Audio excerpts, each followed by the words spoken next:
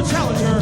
He weighs an active 105 pounds, and he has a room in the streets at night, creeping while you're sleeping. The Neon Ninja, the Aerosol Assassin, Facade!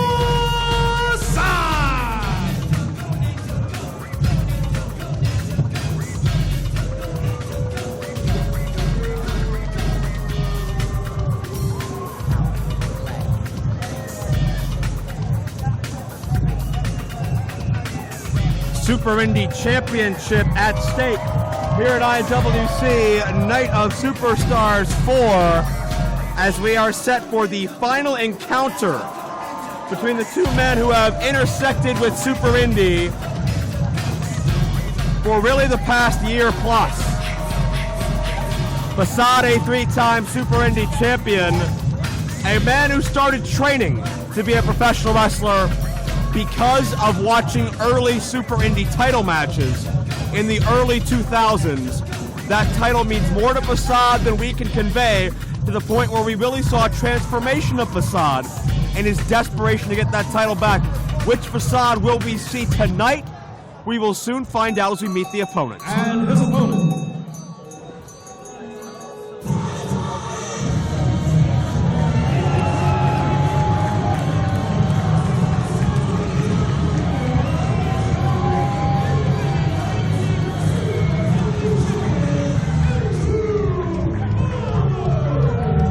Andrew Palace is full of energy. He is full of spunk, the individual that came into his own last September, and just one night, he severed ties with the STD. Ladies and gentlemen, Andrew Palace, in one night, overcame his prior allegiance with the sexy, talented dudes, and on top of that, he absolutely made it a bigger statement, the exclamation point, when he beat Facade and Sammy Guevara. #1 contendership matchup.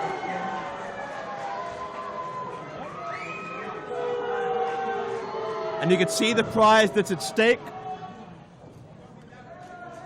Facade has held that title 3 times. He survived a 4-way ladder war in late 2010. Beat Sami Callihan, now known as Solomon Crow, for reign #2. Survived a Super Indy against Anthony Nese for reign #3.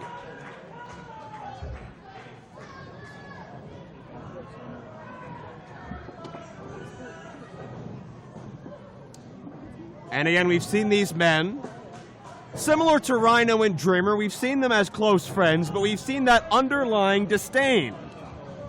We've seen that negative energy surrounding the championship implications that exist between these two men.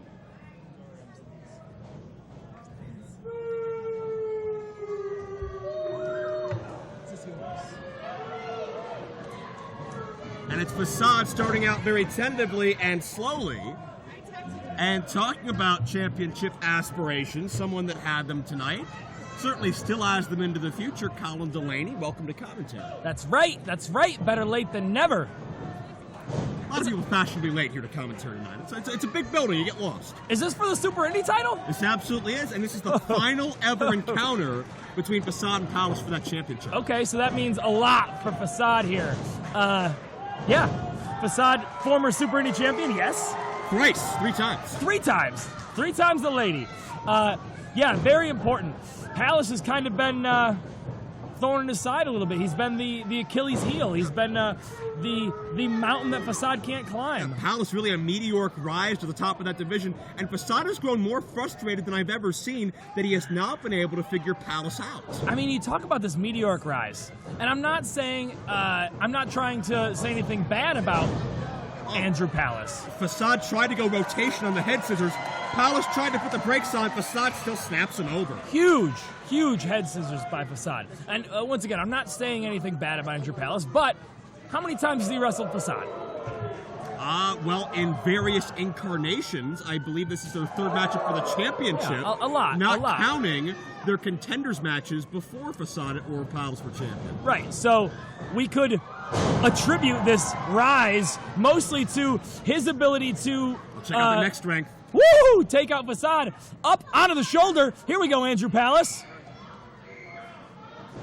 Palace can feel the momentum, but Facade shuts him down. Facade is a very difficult wrestler to plan for.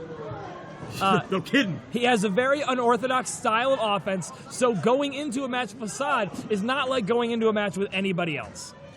Facade would grow up watching IWC wrestling events, and before he started training, the Super Indie matches are really what drew Facade to IWC.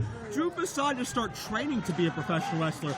And this time period, we're talking about guys like AJ Styles, Colt Cabana, CM Punk, Christopher Daniels, of course, Super Hentai. All of these individuals who made Super Indie what it was and what it is today. Facade, it was such an honor for him to be able to stand in history among his heroes, but that came crashing down when Andrew Palace won that championship, and let's face it, won over a lot of the crowd support as well. Right, and he has been, like I said, he's been the Achilles heel to Facade here as of late. I mean, if Facade doesn't win this one, a big roll-up. 2 count.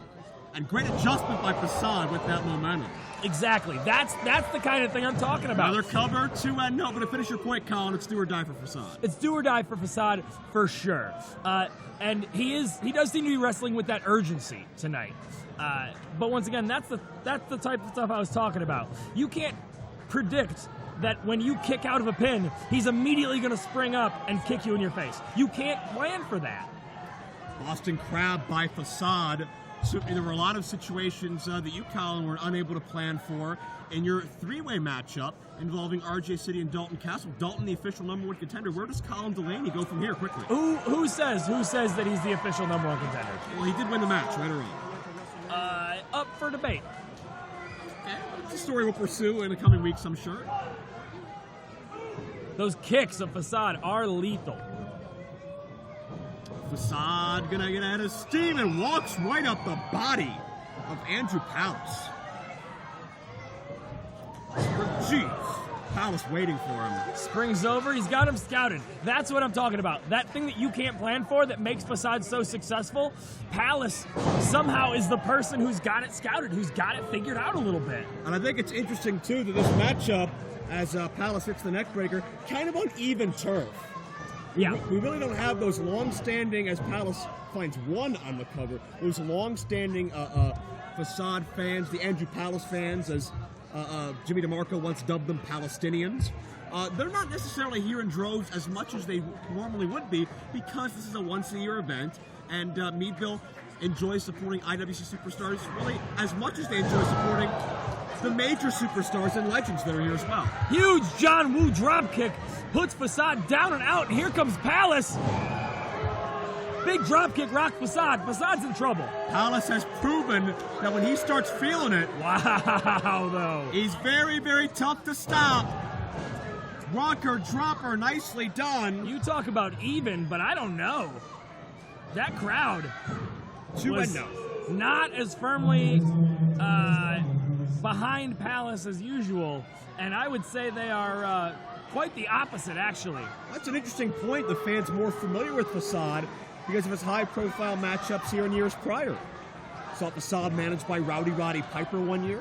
Big Yes. 3-way dance a year ago. And I mean, last time we were in Meadville, correct me if I'm wrong, Andrew Palace not a fan favorite. Correct. So, and Facade probably was, right? Yes. Yeah. But you can't say that the crowd's confused. No, I think they know what they see, they know what they like, and they weren't there for the rise of Andrew Palace. They may not understand how much this kid's grown up. No, and they do seem to like Facade here. And there's a lot to like about Facade. He's Sure. very energetic, he's explosive, he's entertaining, he can matrix like that. He's got a huge following. And once again, the unorthodox offense of Facade floors Palace. This could be Facade's night. This needs to be Facade's night. Well, I'll tell you what, Facade has proven this title's more important to him than life itself. And we've seen him, in my estimation, make a lot of mistakes to try to get back there. And it may come down to composure and consistency. Listen, his composure seems exactly where it needs to be.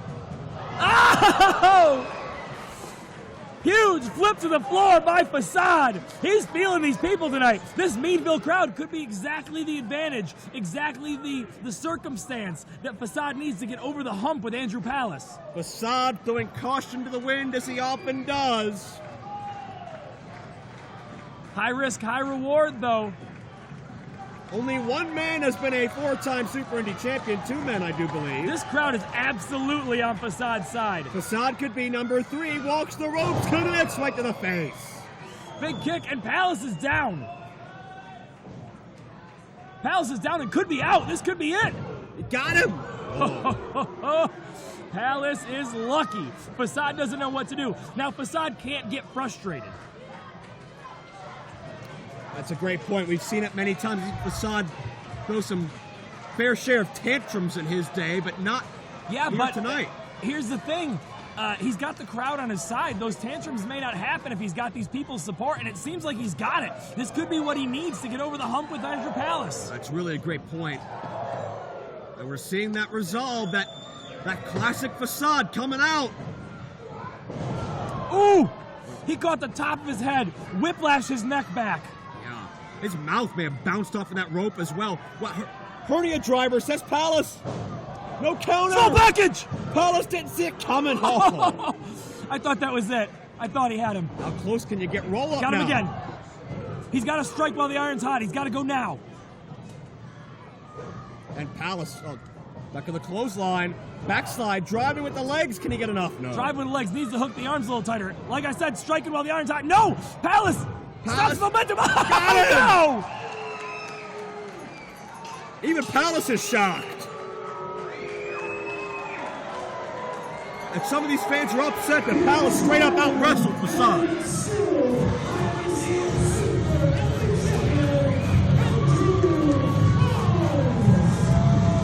And through all that controversy, through all that confusion, Andrew Palace, a game of inches, a game of leverage, was the better man tonight. Yeah, these people do not seem happy with the result of that one. Now, normally we would say on any other day, Facade may have gotten the win, but how we know, anytime soon there will be no other day for Facade in the Super Indy title picture. Well, at least not as long as Palace still holds on to it. We saw some tensions build throughout the end of 2014, a handshake at the end of their ladder match. Tensions resumed thanks to the involvement of Crimson at Reloaded, making a dubious end to their battle there. How will we end this, the final battle?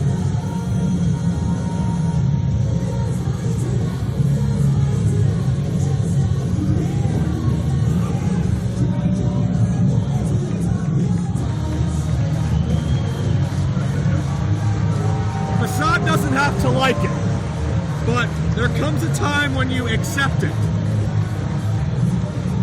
Not every day will I be the last man with my hand raised, and you can sense a heavy heart and see a tear glistening in the eye of Facade as he realizes his dream temporarily on hold. Shows sportsmanship, though, by Facade. Comes a point where you got to know you've been bested. Facade did not win the championship, but tonight he grew up and showed he truly does have the makings of a champion. Andrew Palace continues on, the head of the Super Indy division.